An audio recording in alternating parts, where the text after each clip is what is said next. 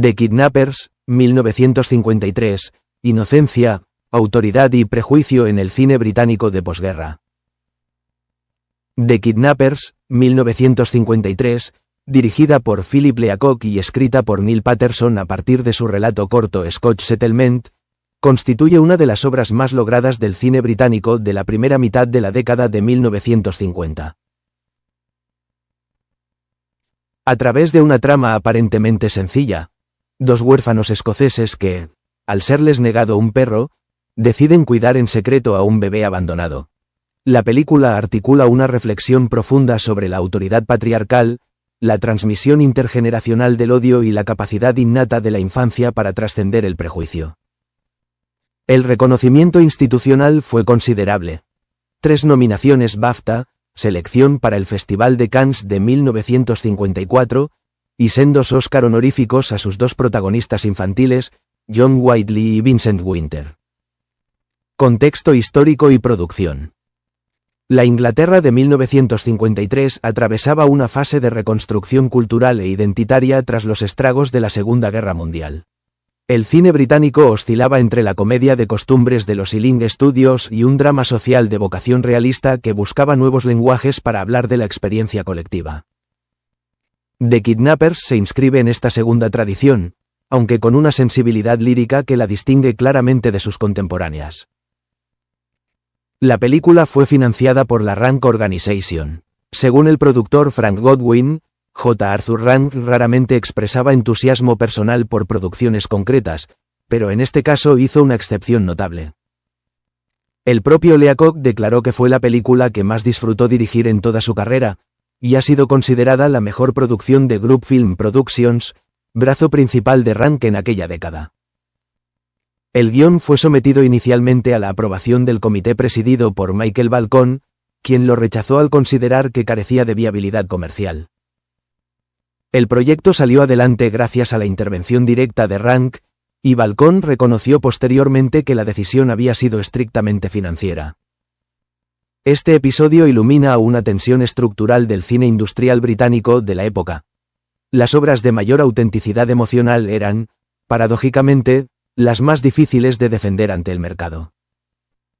Leacock pasó varias semanas explorando localizaciones reales en Nova Scotia, pero al tratarse de un film de época los edificios existentes resultaban inutilizables.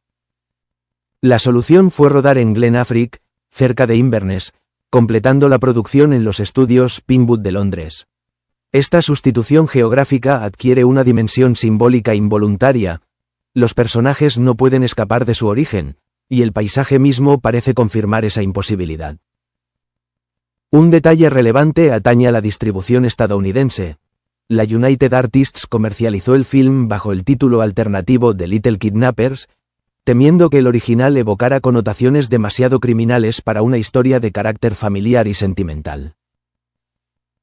Esta decisión refleja las estrategias de marketing hollywoodienses de la época frente al cine británico importado, y subraya la dificultad de encuadrar comercialmente una obra que no respondía a ningún género convencional de manera cómoda.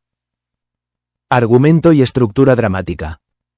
La historia transcurre en los primeros años del siglo XX. Harry y David Mackenzie, de 8 y 5 años respectivamente, son enviados a vivir con sus abuelos en un asentamiento escocés de Nova Scotia tras la muerte de su padre en la Guerra de los Boers. El abuelo Jim Mackenzie es un hombre de rígida moral calvinista que no solo les prohíbe tener un perro, sino que ha transmitido a su entorno familiar una hostilidad profunda hacia los colonos holandeses de la región, precisamente los mismos contra quienes murió combatiendo su hijo. Privados de afecto y de mascota, los niños descubren un bebé abandonado en el bosque y deciden cuidarlo en secreto, con una ternura y seriedad que resultan al mismo tiempo cómicas y conmovedoras. Cuando la situación se descubre, el peso de la ley adulta cae sobre los pequeños con una desproporción que el film observa con mirada crítica. Harry es castigado físicamente, encerrado, sometido a juicio y amenazado con la horca, todo ello a los 8 años. El guión añadió respecto al relato original una subtrama amorosa protagonizada por una mujer joven y un médico de origen Boer, quien encarna precisamente al enemigo, construido en el imaginario del abuelo, y es quien resuelve la crisis final con generosidad, derrumbando los prejuicios que el viejo ha cultivado durante años. Temas centrales: autoridad, xenofobia e inocencia. La película opera en varios registros temáticos simultáneos. En el más inmediato, es una historia sobre el conflicto entre la lógica afectiva de la infancia y la lógica normativa del mundo adulto. Los niños no conciben su acto como un secuestro. La palabra del título resulta en sí misma una ironía amarga, sino como un gesto de amor en respuesta a una carencia. El film sugiere que la crueldad no reside en los pequeños, sino en los adultos que penalizan el amor donde no comprenden sus formas. En un plano más profundo, la obra es un examen del odio heredado. Jim Mackenzie no odia a los Boers por experiencia propia, sino porque ha construido en torno a esa hostilidad una identidad que lo sostiene tras la pérdida del hijo. El prejuicio funciona aquí como una forma de duelo mal resuelto. Los niños, en cambio, no han sido aún colonizados por ese relato. Cuando encuentran al bebé, no le preguntan de dónde viene. La comunidad escocesa de Nova Scotia que Leacock retrata es un enclave que ha reproducido en el Nuevo Mundo las estructuras rígidas del viejo, sin que el desplazamiento geográfico haya implicado ninguna apertura cultural. La identidad se ha fosilizado precisamente porque está en un territorio ajeno. La hostilidad hacia el otro es el precio de esa cohesión. Las actuaciones y el trabajo con actores infantiles. John Whiteley, que interpretó a Harry, ya contaba con experiencia cinematográfica previa.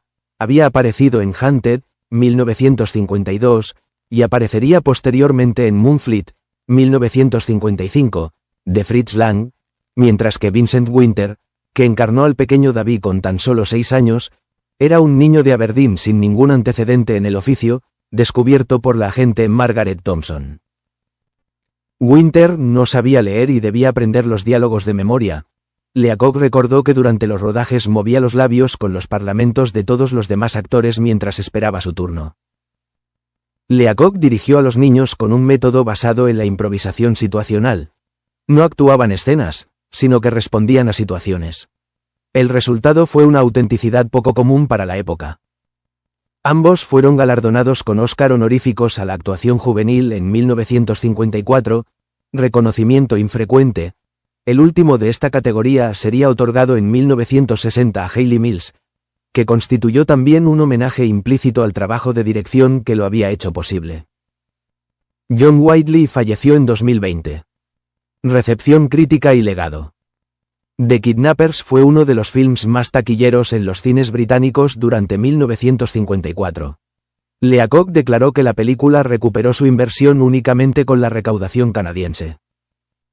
La revista Variety elogió a los dos niños como veteranos, pese a su corta edad, y describió la película como un trabajo que elevaba una historia convencional muy por encima de sus aparentes limitaciones genéricas. La obra recibió 3 nominaciones BAFTA, incluyendo Mejor Película Británica y Mejor Actor por Duncan McRae. Fue presentada al Grand Prix del Festival de Cannes de 1954, y el National Board of Review de Estados Unidos la incluyó entre las mejores películas extranjeras del año. El film fue objeto de un remake televisivo en 1990 protagonizado por Charlton Heston en el papel del abuelo, aunque ninguna versión posterior logró igualar la fuerza tranquila del original. Hoy la película es considerada un clásico del cine británico familiar, disponible en DVD y retransmitida ocasionalmente en canales especializados como Talking Pictures TV en el Reino Unido. Conclusión. The Kidnappers es una obra que desafía su aparente sencillez. Bajo la forma del drama familiar, Leacock y Patterson construyeron un texto sobre la transmisión del odio, la violencia silenciosa de la autoridad y la capacidad subversiva de la inocencia. La película no predica ni moraliza. Observa con precisión cómo los adultos fabrican su propio sufrimiento y cómo los niños, ajenos aún a esa lógica, encuentran formas de amor donde sus mayores solo ven peligro. En ese espacio entre las dos generaciones reside todo el poder de la obra y también su vigencia más allá del periodo histórico que retrata.